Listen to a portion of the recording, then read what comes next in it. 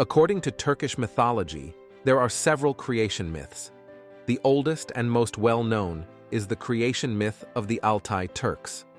The Altai creation myth has been greatly influenced by Mongol and Iranian cultures. The creation epic, which deals with the creation of the universe, the sources of good and evil, and the order in the universe, was compiled among the Altai Turks by Professor Wilhelm Radloff in the 19th century. The creation epic bears the traces of both old and new religions accepted by the Turks, especially Shamanism. Shamanism is a common religion among ancient Siberian peoples, especially the Turks and Mongols. Shamanism is the first important belief system to spread among the Turks after the totem religion. According to this religion, good spirits that die in the world take the form of a bird and ascend to the realm of light in the sky according to their level of goodness, while evil spirits descend to the underworld according to the degree of their evil deeds. The creation epic bears important traces of Turkish mythology, thought, and belief. According to the Altai creation myth, chaos prevailed at the beginning of the universe. Everywhere was dark. However, there was a goddess named Ak-Ana who lived in the water. Ak-Ana emerged from the endless waters, giving life to everything and initiating the cycle of life by giving them all a soul, even though nothing had been created yet and there was only endless water. Ak-Ana suddenly emerged from the water up to her waist and called out to Ülgen, "If you want to create, then create, Ülgen. As a creator, learn this holy word. Say always, 'I have done it.' Do not say anything else, especially when you are creating. Do not say it is not done." After saying this, Ak-Ana disappeared. She dived into the sea and disappeared, never to be seen again. Ülgen never forgot this command, and after creating people, he gave them the following instruction: "Do not say no to what exists. If you say there is none, what exists will also disappear."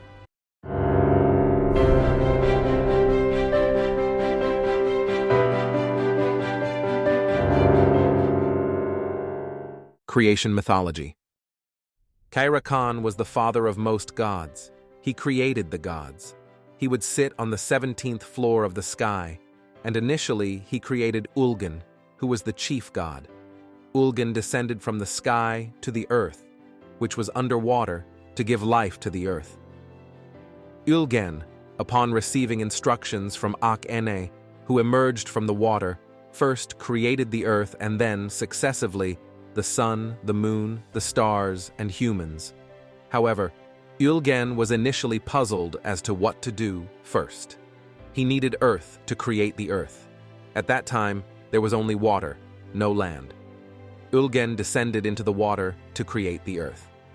Just then, a being named Erlik approached Ülgen. Ülgen asked him, "Who are you?" Erlik said, "I have come to find soil and create land." Ülgen became angry and said, "How can you create what I cannot create?" Erlik replied, "I will now find out how and from which material I will create the soil." Ülgen, "How can you know how to create the soil? If you can find the soil, I won't be angry, but find it quickly." Erlik, "If you don't get angry, I will find you soil from the bottom of the water." Erlik dived into the ground and found a mountain at the bottom of the water. He picked up a piece of soil from there and put it in his mouth and came out of the water.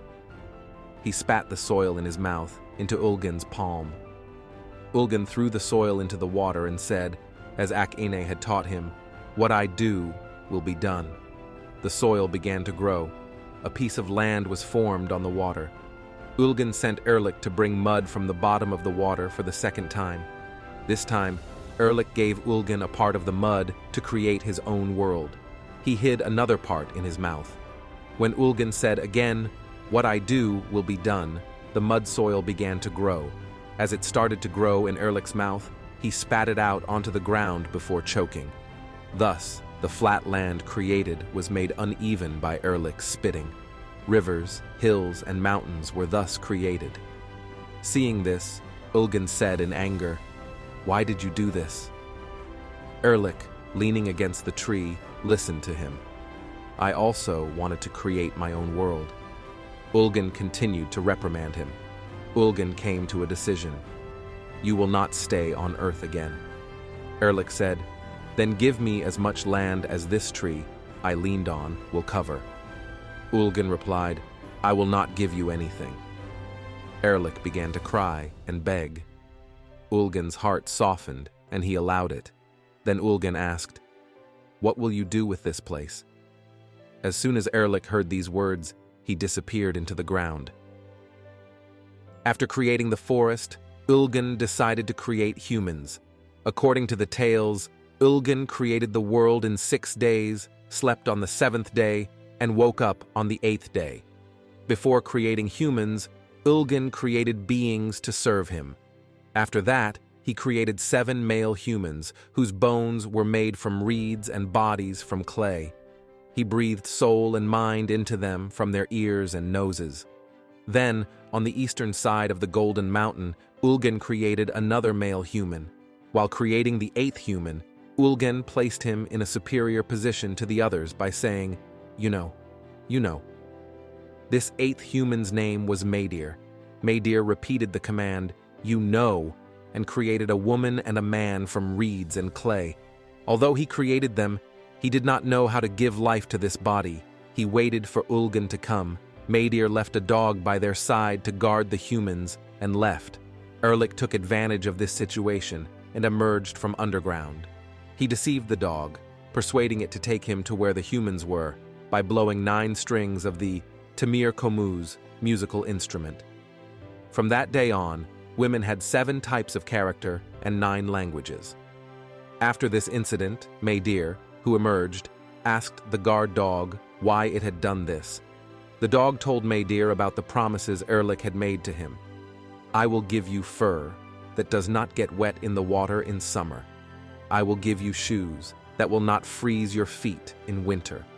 When you are hungry, I will give you sweet food that you will not die. And when you are full, I will give you food to eat with pleasure. Before cursing the dog, Madir explained these promises made by Erlich. What he calls fur will be things to cover your fur. What he calls shoes will be clawed nails. And what he calls sweet food will be foul-smelling food.